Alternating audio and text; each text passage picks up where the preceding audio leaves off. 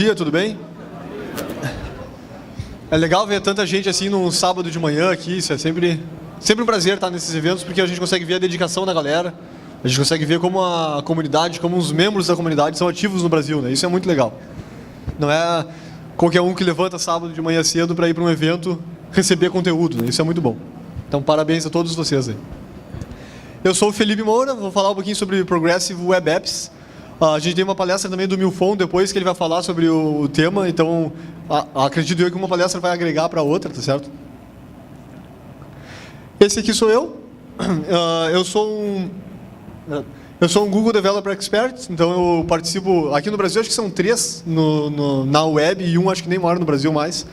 Então se vocês são os caras no desenvolvimento web, fala com a gente que de repente a gente consegue até agendar umas entrevistas e tudo mais para vocês entrarem no programa também. Eu trabalho aí há 12 anos, não, antes disso, eu sou o fundador da Brasil JS e também da NASC, que é a minha empresa, né, que fica por trás da Brasil JS. E a gente organiza a Brasil JS já faz 7 anos, e para quem não lembra, a primeira Brasil JS foi aqui, inclusive, com o Milfon na participação também. E agora esse ano a gente vai ter 2 Brasil JS. Nós vamos ter uma em Porto Alegre e uma aqui no Nordeste também, para a gente poder abraçar o Brasil inteiro, né? Vai ser bem legal. Eu trabalho há 12 anos com desenvolvimento web e sou bem apaixonado por JavaScript. Eu trabalho há muito tempo com JavaScript. Desde a época em que todo mundo dizia que JavaScript era só para validar formulários, eu estava lá insistindo e fazendo drag and drop, essas coisas assim, para nada, porque na época ninguém usava. Essa aqui é a minha empresa, então, a NASC. E para todo mundo que está aqui, a gente tem um presente, então todos os que estão aqui, agora já tem acesso a essa informação, né? Quem quiser já está a venda de ingresso aberta para tanto a Brasil JS de Porto Alegre quanto a de Fortaleza. E todos que estão aqui vão ganhar R$50 de desconto, então, se quiserem. Podem usar esse cupom ali, CEJS Eu Fui, certo? E vocês vão ganhar 50% de desconto, então. É isso aí, obrigado.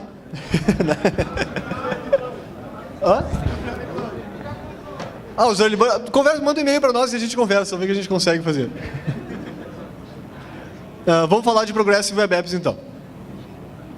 Primeira coisa, Service Worker. Quem já ouviu falar de Service Worker? Tá bom, tá bem hype, né? E quem já fez um? Até que tem umas pessoas, legal. Quem já fez sabe que não é fácil. E quem não fez, provavelmente não fez porque não é fácil. Não é uma coisa muito trivial de se fazer. Então, o que o Service Worker faz? Por que ele existe? Primeiro, ele nos dá alguns poderes especiais. Para quem não lembra, a web vem enfrentando há alguns anos assim, algumas coisas, e agora a web está ganhando, que o pessoal costumava dizer assim, tu tem que usar Java, tu tem que usar Flash, senão tu não vai conseguir fazer um monte de coisas legais. Por exemplo, mapa. Não tem como tu fazer mapa. Hoje a gente consegue fazer mapa. Daí eles diziam, mas tu não consegue acessar a câmera. Hoje a gente acessa a câmera. Mas e o GPS? Acessamos o GPS. Então a web vem evoluindo para tapar todos esses buracos. E o Service Worker vem tapar um grupo de buracos que são muito importantes, que abrem muitas portas para nós. Então eles nos dão poderes especiais. Um deles é gerenciar redirecionamentos, por exemplo. Via JavaScript tu vai poder redirecionar requisições, fazer esse tipo de trabalho. Tu vai poder interceptar requisições. Não só redirecionar, mas tu vai poder interceptar elas. Daí eu procurei na web alguma imagem que representasse interceptações e a melhor que eu achei foi essa aqui. Essa imagem eu acho que é bem isso aí. E tem muita coisa legal acontecendo, tipo, esse cara aqui está cumprimentando alguém no ar, assim. E a outra mulher lá atrás está com uma cara muito engraçada, ela está debochando muito da guria. E essa aqui eu não sei o que está passando na cabeça dela. Mas essa imagem representa muito a interceptação, né?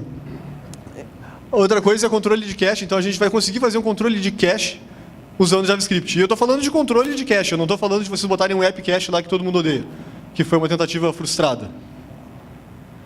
Estou falando de realmente saber controlar o cache. E controle de versão também é uma coisa bem relevante. Até então as páginas web eram o quê? Um monte de código que o usuário baixava. Agora não, a gente consegue ter um controle de versão usando o Service Worker. Deixa muito mais maduro o desenvolvimento. E, é claro, a evolução é progressiva. Isso aqui é uma palavra-chave. Progressiva. Tu vai conseguir fazer isso gradualmente, sem ferir o usuário, sem quebrar a web. Então, o pessoal do TC39, que é meio que quem toma as decisões do futuro do JavaScript, tem essa frase muito no core deles, que é não quebre a web. Eles iam fazer lá uma coisinha, eles iam botar uma propriedade na array, do JavaScript, e daí descobriram que tinha um framework que usava essa propriedade, e se eles botassem essa propriedade, tipo, 10 milhões de sites no mundo iam quebrar. Daí eles tinham que levar isso em consideração. Então eles não podem quebrar o web. Por isso é progressivo, é uma coisa bem gradual. Como que ela é progressiva? Ela é baseada em tecnologias web, são tecnologias open source, tá? É assíncrono, tudo dele funciona assíncrono, e ele é seguro. Então hoje nós estamos numa onda que está empurrando a web para o HTTPS. A intenção é que 100% da web seja HTTPS em breve. Todos os sites. Então a gente já tem serviços que oferecem HTTPS gratuitos, atualização prática do HTTPS. Então a intenção é que a web navegue para o HTTPS. E o Service Worker já diz isso. Ó, tu quer usar o Service Worker? Tu tem que ser HTTPS. Então, o que são essas tecnologias aqui que eu acabei de citar? É a web. Aquilo ali é a web. Tu não precisa instalar nada no computador. Aquilo ali é basicamente a definição da web. É open source, é segura, deveria. E para que ele está fazendo isso aí? Para a gente poder ter suporte a multiplataformas, porque a web tem essa vantagem, né? Tu vai fazer uma coisa. Hoje, o que as empresas fazem? Elas têm uma equipe que desenvolve em Java para Android, uma equipe que desenvolve em Swift para iOS, uma equipe que demitiram todo mundo que desenvolvia para Windows Phone, e a equipe da web. Agora não, desse jeito tu pode ter só uma equipe da web, entendeu? Para a própria empresa vai ser muito mais viável. Ele funciona mesmo offline ou quando a internet está muito ruim, eu vou entrar em detalhes disso aqui mais para frente. Ele torna instalável no dispositivo. Isso aqui é uma diferença muito legal. A Progressive App é instalável. O usuário vai ver, vai instalar a tua página web no celular dele e vai ficar o ícone como se ele tivesse instalado uma app no celular dele. Ele vai poder entrar agora no novo Android, ele pode entrar, pesquisar nas apps dele e vai encontrar instalada na lista de apps dele, e na real é uma página web que o cara instalou no computador, no celular. Inclusive o Windows está permitindo que tu possa instalar no Windows, fica lá o quadradinho lá. A gente está caminhando bastante nesse movimento, tu vai ter uma página web realmente instalada. É muito mais performático também do que o que a gente vinha trabalhando. E isso é uma app. Eu acabei de descrever o que é uma app. Por isso, né, o pessoal é muito bom em decidir nomes, Progressive Web App. É isso que a gente tem. E a internet do Brasil, falar um pouquinho da internet do Brasil. Esse aqui é um link de uns anos atrás, na verdade, que fala que o smartphone já ultrapassa PC para acessar a internet. Isso aqui é de alguns anos atrás, tá? Hoje as pessoas já usam o celular para acessar a internet mais do que os computadores. E isso é impressionante, porque pensa que todos trabalhamos 8 horas por dia nos computadores. E daí essa outra notícia aqui também não é tão nova, mas fala que a gente está, claro, abaixo da velocidade que seria o ideal, né? Então a internet no Brasil é lenta. Mas eu acho que nem precisava mostrar uma notícia, todos aqui já devem saber disso, né? Então, temos 4G, daí só que a 4G só funciona na avenida principal do centro da cidade, o resto é 3G. Então não é a mesma coisa assim.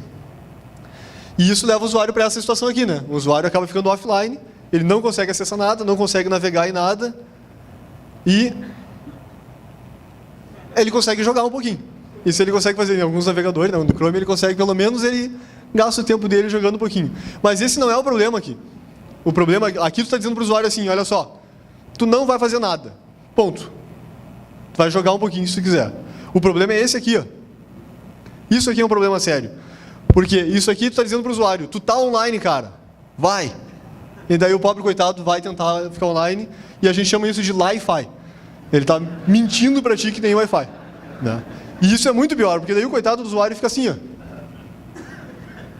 E daí o usuário fica pensando, cancelo? E se eu cancelar, é certo que faltava 1 segundo para carregar se eu cancelar.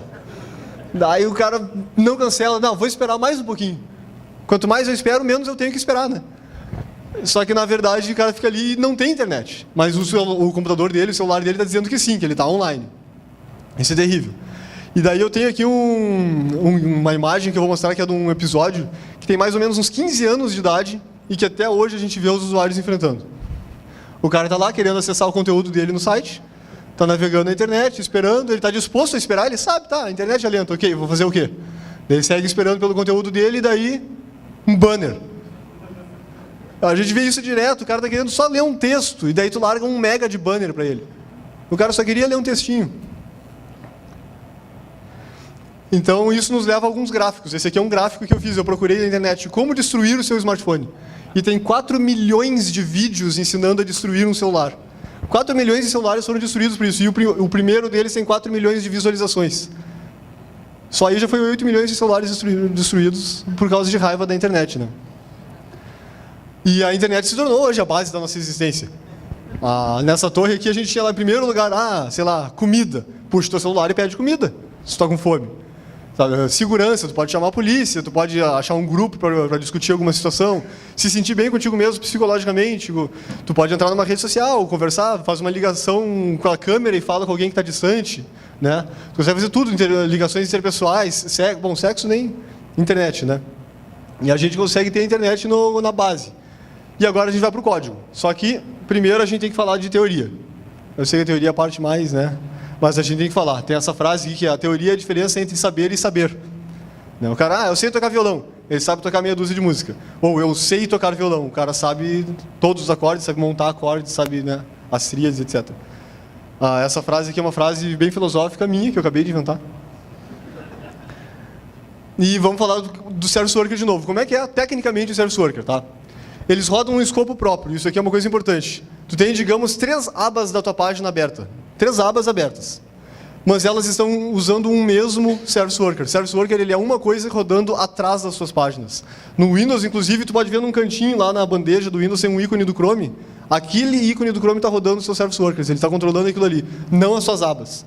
Ou seja, se tu fechar o teu navegador, teu Service Worker está vivo ainda.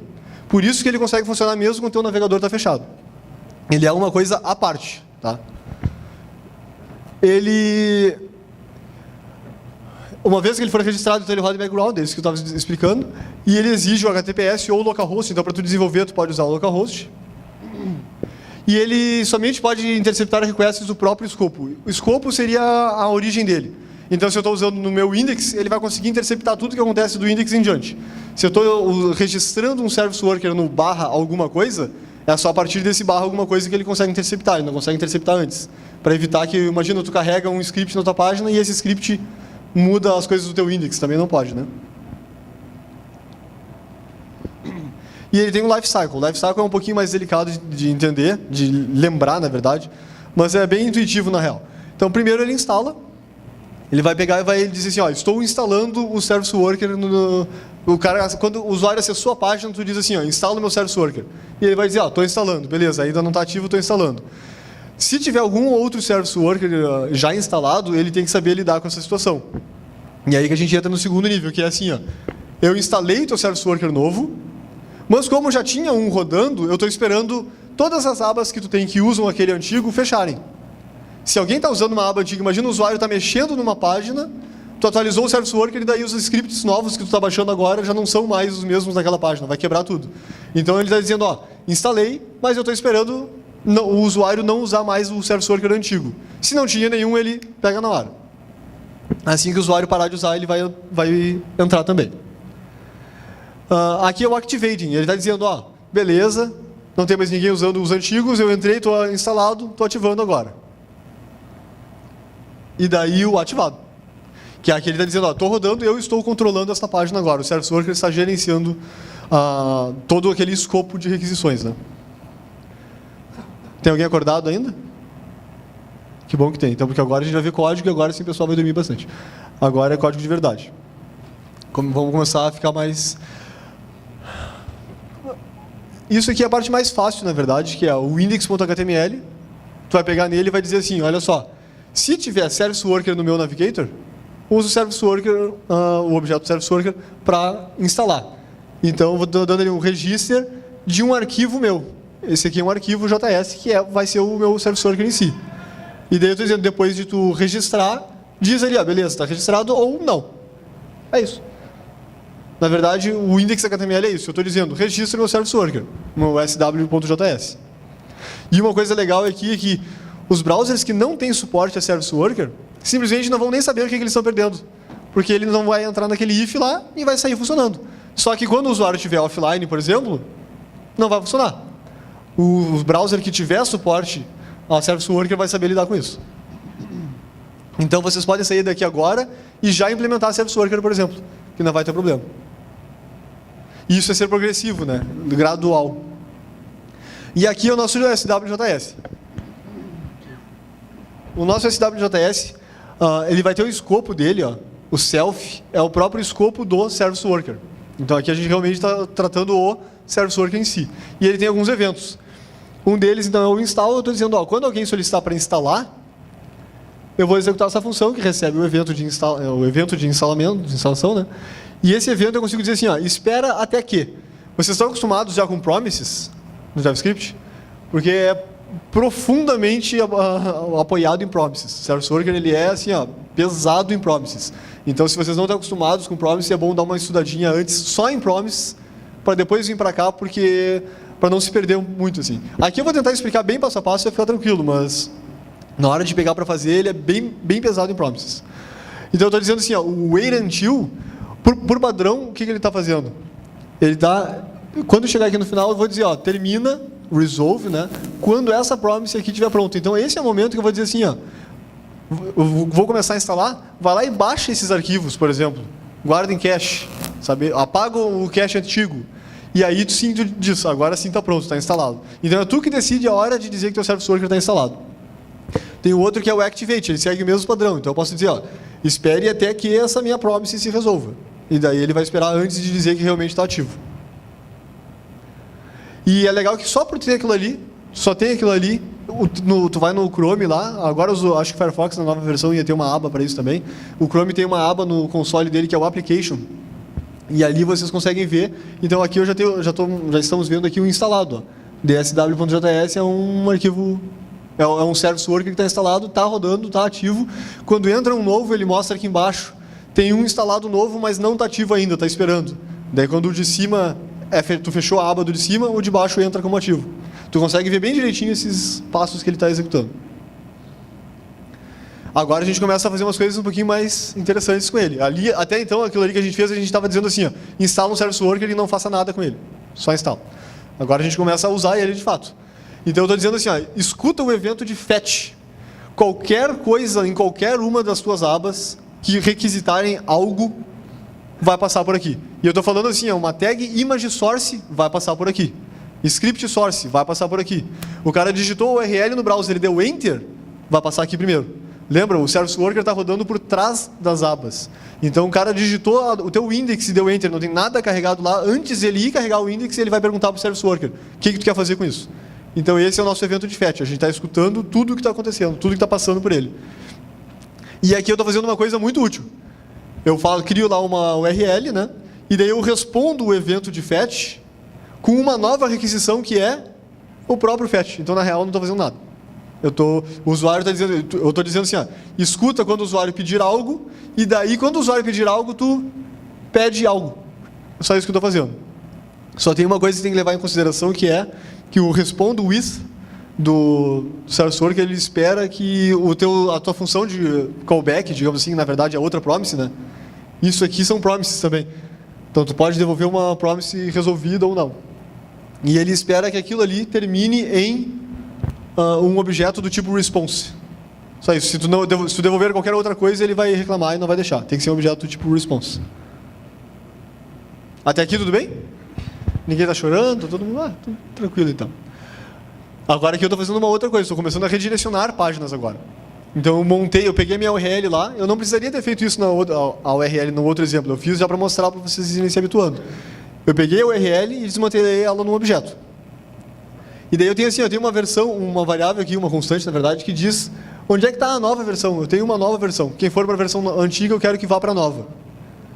E daí eu digo assim, se a url.pathname, o endereço lá, bater com older, o cara digitou alguma coisa /older qualquer outra coisa, o que eu vou fazer, na verdade, é respond with fetch newer. Então, se o cara botou na URL /older, ele vai receber o newer. Se não, eu vou retornar o próprio request dele e beleza. Eu vou deixar ele buscar o que ele está buscando. Então, qualquer requisição, ele vai pegar uma imagem, um PNG dentro de /older /images, vai passar por aqui e eu vou devolver o newer para ele, que pode ser uma página nova, pode ser informando para ele, olha só, tu está usando a versão antiga, ou posso simplesmente ignorar e entregar o novo para ele mesmo e ponto final. Aqui é um redirect de 404. Vocês podem agora controlar com JavaScript 404 da página de vocês. A primeira vez que o usuário entrou, ele vai instalar e registrar o Service Worker de vocês. Na segunda vez em diante, o que vai acontecer? Qualquer lugar que ele for navegar que der 404, a gente consegue dizer para ele, entregar para ele uma outra coisa. Nesse exemplo aqui, o que eu estou fazendo? De novo, eu desmantelei a URL, tem uma constante lá que diz qual é o endereço do que eu quero entregar no caso de ser 404. E eu vou responder com, vai buscar o que o cara está me pedindo, e isso me devolve uma promise. Que quando resolver a promise, eu pego a resposta e vejo. A resposta tem o status 404? Se sim, então devolve outra promise, que é o fetch, ou seja, ele ainda não terminou a requisição. Ele abriu a requisição para o usuário e está esperando tudo isso aqui ser resolvido. E nesse caso aqui eu estou abrindo uma nova promise e dizendo, não, ainda não, vai buscar agora esse cara aqui para devolver. E quando ele sim for resolvido, tu devolve. Se não, tu devolve a própria resposta, quer dizer que a resposta não foi 404, manda seguir. Então e é legal que tu consegue fazer um monte de coisa. Então, por exemplo, eu posso dizer, se for o status 404 e for uma imagem, eu devolvo uma imagem quebrada. Uma imagem que representa, a imagem não encontrada. A gente costumava fazer isso aí com o... Como é que é o nome? O htaccess, que era um inferno de mexer. Agora tu consegue fazer isso usando o JavaScript mesmo. E com promises. Então a gente já conseguiu fazer redirecionamento via JavaScript e 404 usando JavaScript. Tu tratar 404 usando JavaScript. É legal ou não é? E agora a gente começa a ir para realmente onde o bicho pega. A gente vai mergulhar mesmo. Vamos começar a mexer com cache. Porque até então, tudo que a gente estava fazendo ali era redirecionar. Vinha uma requisição e a gente fazia, olha, pega essa requisição aqui, para ela, e na verdade faz isso, ou deixa ela passar. Agora a gente vai fazer coisas mais úteis com ela. Nós temos a API de cache, por isso que é tudo muito gradual. A API de cache foi lançada antes dos Service Workers. Então o pessoal já estava se preparando para isso. Eles lançaram a API de cache, e daí um tempo depois foram lançando várias APIs, e quando o Service Worker chegou, ele usa essas APIs que já existem. Promises, etc. Então nesse caso aqui, a API do cache te deixa abrir um cache, e te deixa manipular esse cache. O que nós estamos fazendo aqui? Ó? Eu escutei o install, beleza, mando... no install, ó, na hora de instalar eu digo para ele assim, ó, antes de dizer que está instalado, espera até que essa promise, que é o cache.open, seja resolvida. E essa promise, quando ela abrir, quando ele abrir o cache, ele recebe o objeto de cache e daí eu retorno outra promise, cache.addAll. Então é uma promise esperando a outra. Quando o meu cache tiver sido aberto e salvo essas duas requisições aqui no cache, ele vai fazer essas duas requisições para mim e vai guardar no cache, aí ele vai resolver, daí ele vai resolver do open, que vai resolver do wait until, que vai resolver a tua requisição em si. Daí o usuário vai saber, beleza, está instalado agora, está ativo, está instalado o meu Service Worker. E daí, se vocês forem lá naquela mesma abinha do console, que é do application, ele tem aqui o cache storage. E vocês vão ver aqui os caches. Vocês podem ver que quando eu abri o meu cache aqui, eu passei um V1. Tu pode criar grupos de cache. Isso aqui é muito útil porque, por exemplo, na próxima vez que tu instalar uma atualização, tu pode dizer, apaga o cache V1 e instala o cache V2. Para não deixar porque a API do cache tem esse problema. Uma vez que tu botou no cache, ela jamais sairá de lá. A menos que o sistema, que é o pior, né? Se o sistema operacional notar que o teu usuário não tem mais espaço no HD, ele apaga. E ponto final. Mas aí vocês podem ver, então aqui dentro do meu cache storage, vocês podem ver que tem o V1, foi o grupo que eu tinha criado, e dentro dele vocês vão ver as duas requisições lá salvas. Isso quer dizer que o cache de vocês está salvando, o que não serve para nada. Ele só está salvando no cache e até agora não faz nada com isso. Mas isso aqui é o primeiro passo para a gente montar o que eles chamam de App Shell. App Shell é assim, o que é o básico para a tua app funcionar? Então, por exemplo, esse aqui é o App Shell. Ele tem um menu, ele tem o fundo, tem os estilos dos cards, ele tem todas as opções do menu, etc. Isso aqui não é App Shell, isso aqui é o conteúdo de fato. Então, na hora da instalação, a primeira vez o usuário instalou, ele abriu a tua página e instalou o Service Worker, tu pode baixar o CSS, baixa as imagens, baixa o HTML básico da lista de menus, constrói tudo ele e deixa tudo isso guardado em cache. A partir dali, o usuário só vai trabalhar com conteúdo, certo?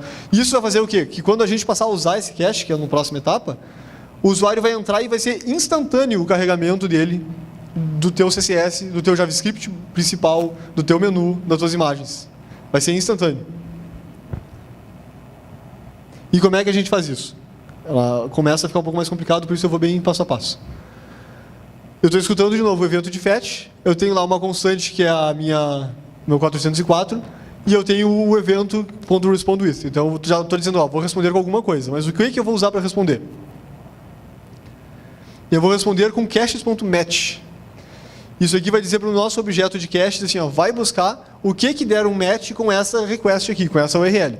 Vocês poderiam passar uma string, mas o ideal é passar o objeto da request mesmo, porque ali ele manda tudo de header junto, então ele passa todas as informações, se tem credentials, etc. Então ele vai ver. E aquilo ali é uma promise. Tudo é promise. Então ele vai lá no cache ver se tem alguém que bate com aquilo ali. Daí depois que ele viu isso, ele vai te devolver um resultado. E aquele resultado é quem bateu. Então ele, achei no cache, toma, pum, daí tu retornou ele, beleza. Mas e se não tem? Daí o que tu faz se não tem tu faz o seguinte, eu botei um barra, era para ser, não, é o pai, tá certo, é o pai. Daqui parecia barra. Então eu vou devolver o que agora? Tem no cache, eu recebi o resultado, devolve o resultado do cache. Se o resultado veio null, veio undefined, não tem nada guardado no cache, então vai buscar, que é uma promise. Isso é o legal das promises, eu posso retornar o resultado final ou uma nova promise. Então o meu caches.match está esperando que eu devolva o que deu match ou uma promise que vai buscar o que eu quero. Vocês entenderam? Só que daí se ele foi buscar e falhou. Então a gente vê assim, vai buscar o que eu quero, e quando tu terminar de buscar o que eu quero, tu vê, a resposta tem status 200,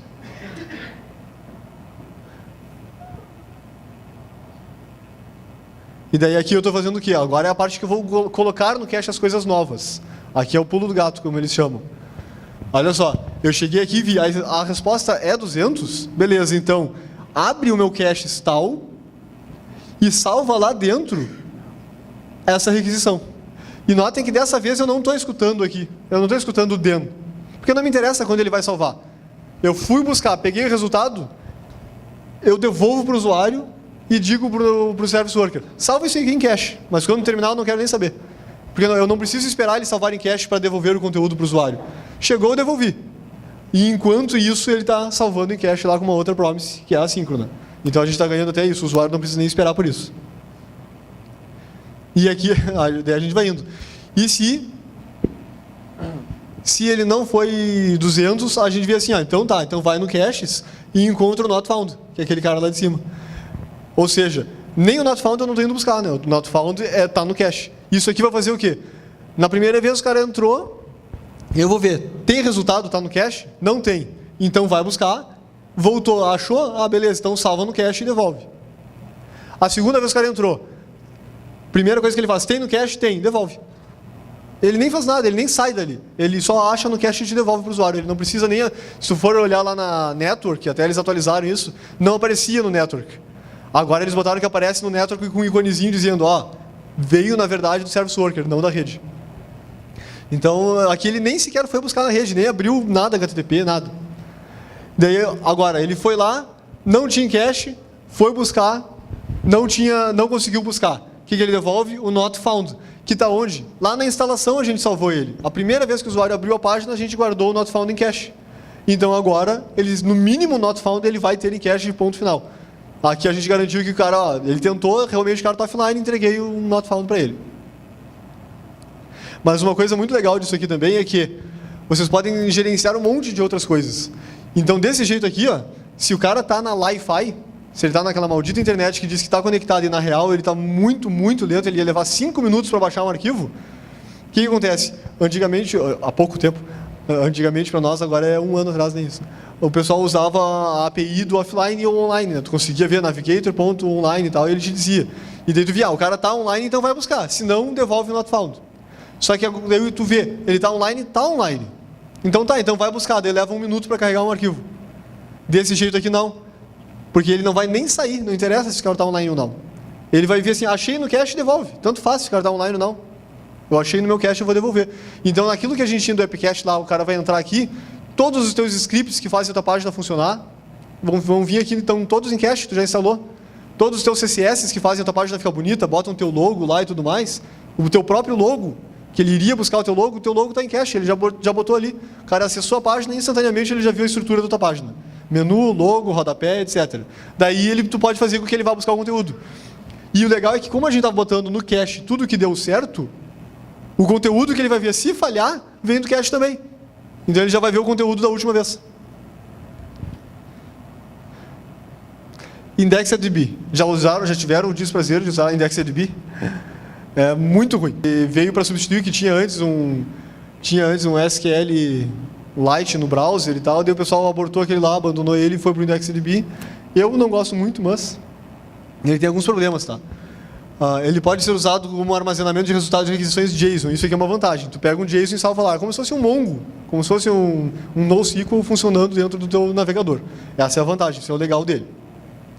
Ele é assíncrono, apesar de ter uma sintaxe muito feia, ele só funciona por callback, ele não tem promises. Então tu mistura daí as tuas promises do service worker com callbacks, começa a ficar uma porcaria. Mas ele funciona muito bem, então, só que ele tem uma sintaxe feia e ele é todo assíncrono. Esse foi o principal motivo. O do SQLite que tinha no navegador, que era a proposta anterior, ele era assíncrono. E se o service worker ele só acessa coisas assincronamente, ele não acessa nada assíncrono. Então o teu service worker não consegue, por exemplo, acessar o teu local storage. Ele não consegue acessar porque o local storage é síncrono. Tu vai buscar uma coisa ali, o teu navegador tranca toda a tua página para ir buscar o que tem e voltar. E o Service Worker não faz isso. Ele nem está na tua página, o Service Worker está rodando só num processo à parte. E o IndexedDB permite também que tu faça filtros, pesquisas. Como ele é um JSON, ele trabalha assim, ele é feito para isso, tu consegue fazer alguns filtros. Daí tem um cara chamado Import Scripts que a gente pode usar dentro do Service Worker. Ele funciona assim, nas primeiras linhas do teu Service Worker, tu diz, importa esses scripts aqui. Tu pode ter um helper, por exemplo, que é as tuas funções que fazem alguma coisa, aplicam uma expressão regular, etc. E tu pode ter daí ali um IndexedDB Abstraction, por exemplo. Alguma abstração do IndexedDB. Tem algumas muito boas que tu pode carregar. E daí tu pode usar o IndexedDB usando promises, por exemplo. Os caras abstraem para ti e facilita um monte na hora de tu usar. Uma vantagem disso é que daí tu pode fazer o quê? Com o IndexedDB, digamos que tu tem um serviço lá na tua página, vai buscar um JSON. Toda vez que o usuário carrega, entra ali, ele vai buscar um JSON de notícias, tá? Então tu manda o usuário buscar o JSON de notícias e salva em cache. O cara entrou de novo, manda buscar o JSON de notícias, atualiza o teu cache. O cara entrou de novo, está offline. Manda buscar o JSON de notícias e não tem. Mostra o do cache, no mínimo as últimas notícias ele vai ver. As últimas que ele tinha carregado, certo? Então vocês podem até mostrar ali, está desatualizado desde tanto, mas está aqui, tem algo para mostrar para o usuário, não fica lá o carregando eterno, né? Uma página em branco. E daí, se as tuas notícias são um JSON, tu pode salvar direto no IndexedDB e usar direto no IndexedDB. O manifest. Até aqui tudo bem, a gente estava falando focado no Service Worker porque é a parte mais complicada. Tá? O Service Worker é a parte mais complicadinha. O manifest ele é basicamente um arquivo manifest que tu vai botar na tua página. Então tu bota lá um link rel manifest e é o endereço do teu arquivo manifest, que é um JSON. E daí tu pode botar algumas coisas a mais ali que são mais das empresas daí. Tu tem ali, por exemplo, o dmcaller e o viewport. O viewport é sempre bom ter, né? O viewport é sempre bom ter. O dmcaller vai te permitir que tu escolha a cor do tema da tua web app na hora que o cara instalar no Android. Então, vocês repararam que algumas apps que tu abre no Android muda a cor da barra lá em cima e tal. Vocês podem fazer isso. E, inclusive, ele funciona também no navegador, né? Se tu abrir a tua página no Chrome, ele muda lá. E esse é o manifest, que eu mandei carregar ali antes. O manifest, então, ele vai ter um nome, um short name, que é o nome que vai aparecer mesmo... Quando o cara abre, aparece um nomezinho. Aliás, quando o cara instala, aparece um nomezinho no ícone. A descrição que tu vai colocar lá. E a lista de ícones que tu vai colocar é bem importante, porque daí é de acordo com o celular que o cara está usando, o tablet, etc. Vai saber mostrar o ícone. E é legal que quando o cara abre a tua web app, é igual uma app normal. Ele abre com o fundo da cor que tu mandar ficar. Cadê a cor? Não botei. Aqui, ó, background color tal. E ele abre a barra da cor que tu mandar a barra ficar. Bota o teu logo no meio, um nomezinho. Então ele abre igual uma app mesmo, carregando dele assim. É bem legal. Então quando tu botar isso aqui, ele já vai saber registrar que essa página aqui trata-se de uma web app. E daí tem algumas heurísticas que os navegadores fazem. O Chrome ainda está tentando evoluir essas heurísticas dele, cada navegador está fazendo a sua. Mas o que eles fazem? Quando tu carregou uma página e ele instalou o Service Worker, ele só instalou o Service Worker e beleza, vai ser funcionando. Daí tu acessou de novo a mesma página. Tá, tu acessou de novo a mesma página, ele vai fazer o que? Ele olha, esse usuário aqui, ele usa essa página aqui efetivamente, não é só uma página que ele acessa raramente. Daí ele vai ver, essa página tem Service Worker? Tem. Essa página tem manifest? Tem. Daí sobe um balãozinho para o usuário. Por que tu não instala essa página? Entendeu? É o próprio navegador que faz isso. Ele nota que tu é um usuário ativo daquela web app e ele pergunta, porra, então instala. Certo? Essas heurísticas eles ainda estão mudando para decidir quantas vezes, etc. Está evoluindo ainda. Ainda não tem uma maneira programática de tu ir lá e dizer, clica nesse botão para instalar. Isso ainda não tem. E eles não querem pôr, inclusive, eles são bem relutantes porque eles acham que vai ter gente mandando links assim, clica nesse link, daí tu clica e instala. Então esse é o medo que eles estão tendo, assim. Isso aqui também é importante, ó. O Start URL vai dizer onde é que ele vai carregar. Então, quando o cara clicou no ícone no desktop do celular dele, na área principal do desktop dele, quando o cara clicou no ícone, para onde é que tu vai? Daí tu pode mandar, inclusive, dizendo, estou indo para minha home screen. Passa uma informação. E isso aqui eu estou dizendo assim, o display é standalone. Abre sem nada do navegador. Vai abrir como se fosse uma app mesmo. Ele abre ela em full screen. Ou eu poderia dizer aqui, tem o normal, acho que é o default, que daí ele vai abrir como se fosse um navegador. Ele abre simplesmente o teu navegador com uma página dentro. Tem alguns formatos que ele faz.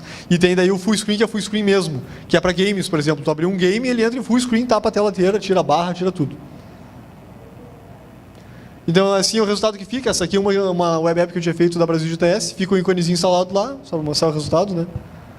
E quando tu abre ela, é assim que ela fica, carregando ela, ele está abrindo ela e depois vai para a app mesmo. Web Notification. Web Notification é mais uma daquelas APIs que vieram antes do Service Worker também.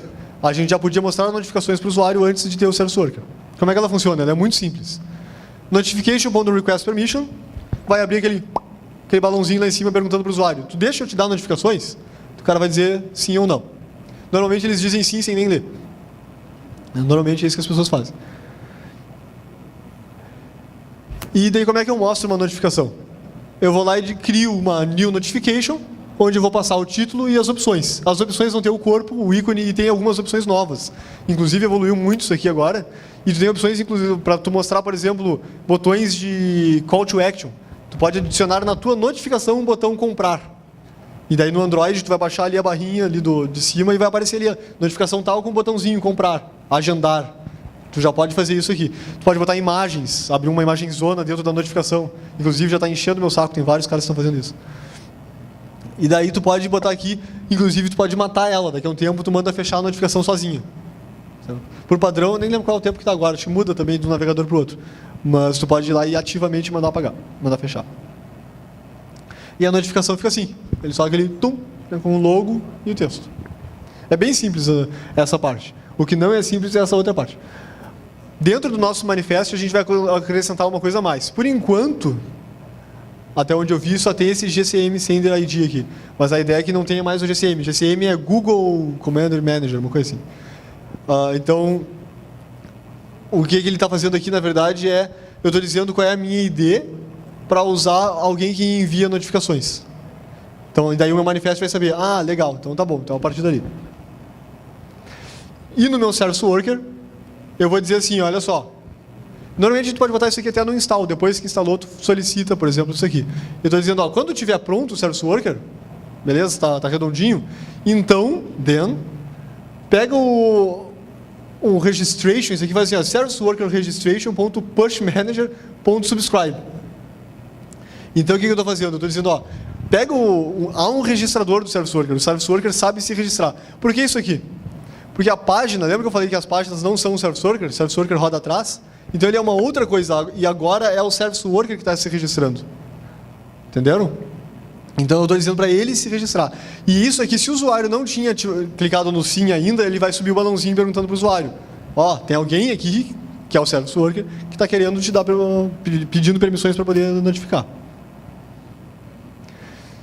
E daí agora eu vou ter nesse caso, como eu estou esperando um push do server para me avisar a hora que eu tenho que mostrar uma notificação, eu tenho esse evento push, que eu vou dizer, eu estou mostrando ali uma mensagem, né? E vou dizer assim, espere até que o meu registration, aquele que a gente já tinha posto antes, eu tenho um cara registrado, mostre uma notificação. Daí eu tenho aqui a mensagem e os options. Vocês entenderam? Então, na verdade, o Service Worker, que é aquele carinha que está rodando na bandeja do teu Windows, está rodando no background do teu Linux, do teu Mac, aquele cara lá que vai mostrar a notificação, não a tua página. Via JavaScript a gente consegue, o cara clicou no botão e eu mostro uma notificação, mas não é tão útil. Mas com o Service Worker, se o usuário fechou o teu navegador, ele fechou, não tem nada aberto, o Service Worker está rodando lá atrás. Chegou um push, pum, mostra a mensagem. Mesmo que o usuário não esteja navegando na tua página mais. Alguns hard times que eu tive para mexer com o Service Worker, eles não são muito simples. E daí tem algumas ferramentas que a gente pode usar para facilitar. Estou mostrando aqui para vocês, para poupar tempo de vocês. Uma delas aqui é desligar o cache no console. Vai lá no console, no Options, e ele desliga o cache, porque às vezes tu pensa que está vindo do teu cache, está vindo do cache do browser e não do cache do Service Worker. Hoje, inclusive, está melhor de tu ver. Tu olha lá e tu vê. Na Networks, depois que eles colocaram, tu vê. A requisição está vindo do Service Worker do cache. Ah, então tá beleza. Mas no início não tinha nem essa facilidade. Limpe os dados do cache. Isso aqui de tempo em tempo é bom fazer para tu não ter poluição. Às vezes tu acha que está salvando tudo e está salvando só uma parte. O resto que está lá já estava. Então tu pode ir lá e dar esse clear aqui, que ele limpa tudo. Ele apaga tudo que tu tiver. Inclusive do IndexedDB, apaga cache, ele limpa tudo. Para tu ver realmente como é que é um usuário chegando pela primeira vez na tua página, tu vai lá e faz isso. Visualizar todos os Service Workers. Isso aqui é muito legal. Por padrão, tu vai chegar lá e tu vai ver só o teu Service Worker. Porque tu vai chegar ali, tu está com a tua página instalada e beleza, daí tu vai ver o teu Service Worker que tu acabou de instalar. E daí acontece, muitas vezes, eu estava trabalhando num Service Worker um dia e eu abri a página e o Service Worker desgraçado não instalava. E não instalava, e não instalava, e não instalava, e eu fiquei pensando, mas por quê? Daí um dia eu me liguei. Cliquei em mostrar todos, ele mostra uma lista gigante aqui, porque vocês já instalaram muitos. Sabe aquela página do Chrome, quando tu abre uma nova aba, Ctrl+T, aquilo ali tem Service Worker. Facebook tem um monte de coisas no Service Worker. E é muito legal que é o seguinte, se tu tem muitas abas que nem eu sempre tenho umas 50 abas abertas, né? Então tu consegue ver ali, cada aba que tem um botão like, tem o Service Worker do Facebook funcionando. O botão like é o Facebook, né? Então quando tu entra aí no Service Worker do Facebook, tá vendo, tem uma bolinha ali, ele mostra uma lista, assim, todas as tuas abas abertas agora que estão usando ativamente o Service Worker do Facebook. E daí quando eu cliquei ali, eu vi que, no meu caso, eu tinha uma outra aba aberta, com o console aberto, parado no debugger. Então aquela outra aba que estava aberta lá, estava parada no debugger, e essa aba que eu estava olhando agora, dizia assim, o Service Worker vai instalar quando aquela lá parar. Quando aquela lá liberar, porque o Service Worker é um só, ele roda por trás das abas. Então o meu Service Worker estava parado no debugger, e o mesmo Service Worker noutra aba estava dizendo, eu não sigo daqui enquanto não der play lá. E até eu percebi isso, que no meio das minhas 50 abas tinha uma lá que estava parada, foi uma luta. Daí quando eu fiz isso eu vi, olha aqui, tem duas abas do meu Service Worker, cliquei em ativar uma, daí fui para lá e estava lá parado no debugger, dei play e tudo funcionou. Sabe? Então é o tipo de coisa que a gente não costuma ver no dia a dia, é muito diferente do que tu trabalha no dia a dia. Testar offline, isso aqui é muito legal. Depois, se tu estiver trabalhando, tu vai lá e clica em offline e dá F5 na tua página. E ela tem que carregar.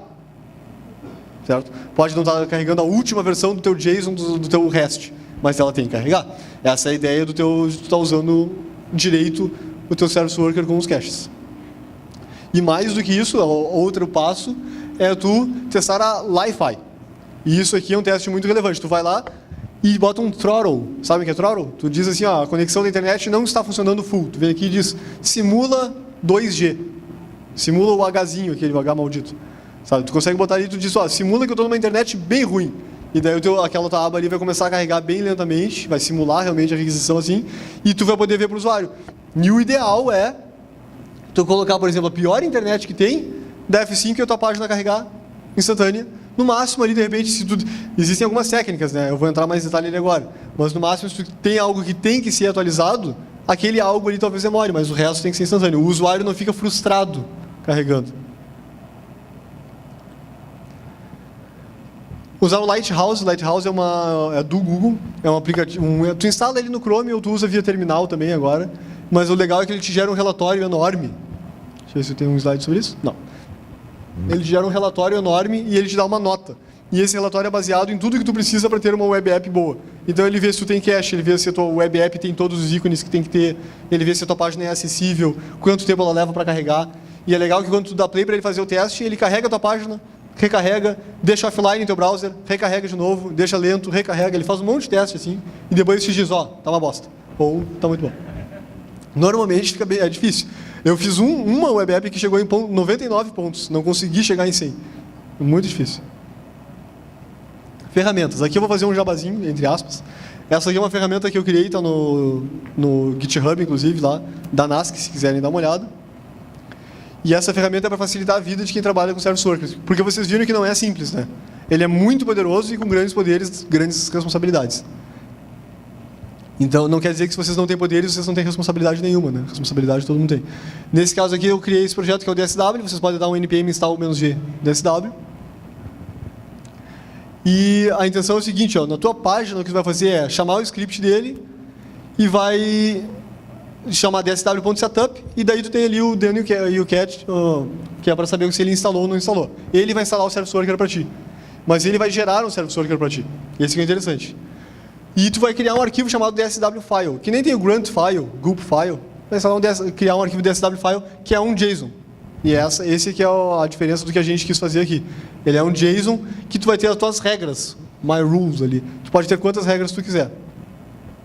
Depois, se tu tiver isso, tu pode rodar, só rodar assim, DSW, ele vai pegar a tua pasta, vai ler o teu, que nem grunt, né? Vai ler o teu DSW file, e vai gerar para ti um service worker, a partir das tuas regras. E daí a gente criou várias regras. Por exemplo, a regra de not found é assim, ó. Eu criei uma regra lá, not found pages, o nome que tu quiser, e disse, ó, sempre que der um match em status 404 e a extensão for HTML, aplica isso aqui. Então ele vai ler um JSON e vai fazer isso aí para mim. Agora, imagens not found. Ó. Eu disse, sempre que for uma imagem 404 ou 500, digamos que seja uma imagem gerada no servidor, e a extensão for JPG, GIF, PNG, tadadã, então tu vai aplicar, na verdade, essa aqui, que é uma imagem bonitinha dizendo imagem não encontrada. Então, com isso aqui, eu consigo aplicar já todas as regras do service worker, ele queria para mim. Né? Tem vários exemplos que eu levantei aqui. Então, para cachear, tu aplica, quando der um match naquelas extensões, aplica o cache tal. E isso aqui é uma coisa que o service worker não tem por padrão. Ó. Expirar, a gente colocou porque acabou se mostrando importante. Então, tu diz, ó, se passou 1 hora, tu vai buscar de novo. Se não passou 1 hora, tu pega do cache. Por padrão, aquilo que a gente fez ali, ele sempre vai buscar do cache, ponto final. Desse jeito, a gente consegue dizer, ó, não, busca do cache por 1 hora. Ou por quanto for, né? A gente consegue ter redirecionamentos muito simples também. Então, tudo que bater aqui em /private, eu vou redirecionar para not allowed, por exemplo. A ideia é ser tudo por JSON mesmo, né? Aqui, redirecionamento com variáveis. Ó, então, eu posso usar uma variável para saber, ó, o cara veio daqui e foi para lá. Isso aqui, estou fazendo aqui. Ah, sim. Esse seria o exemplo mais simples. Que foi, isso aqui é o que a gente fez ali antes. Eu estou vendo qualquer coisa que for JS ou CSS, eu vou jogar num cache chamado Static Files na versão 2. E daí, o que ele vai fazer? Quando a gente for lá na aba Application e ver lá em cache, a gente vai ver lá V2, Static Files, ele mostra o nomezinho, né? E vai ter ali todos os teus arquivos JS e CSS. Todos eles vão para lá. Foi o que a gente fez antes, só que a gente está usando uma expressão regular. Isso aqui é um output, tipo, ó, qualquer coisa que o cara botar /easter egg, ele vai ver o texto na tela. Tal. Cuspir um texto na tela. Isso o service worker também não faz por padrão. Assim.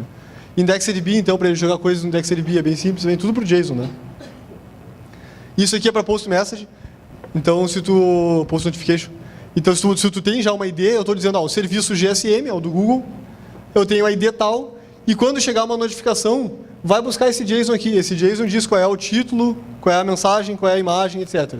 E daí, quando o usuário clicar na notificação, me leva ele para o barra. Então, se o usuário está com o navegador fechado, vem uma notificação, ele clicou, abre o barra da minha app, por exemplo. Isso aqui também é uma coisa muito legal. Eu, que nem eu falei, eu trabalhei muito tempo com esqueci o nome agora lá, que tão ruim que era. O negócio que era o HT-Access, para tu gerenciar requisições. E é um inferno, aquilo lá, uma sintaxe horrível e não tem como debugar. Qualquer coisa errada que tu fizer, ele te diz assim, ó, 500, boa sorte. É isso que ele te diz.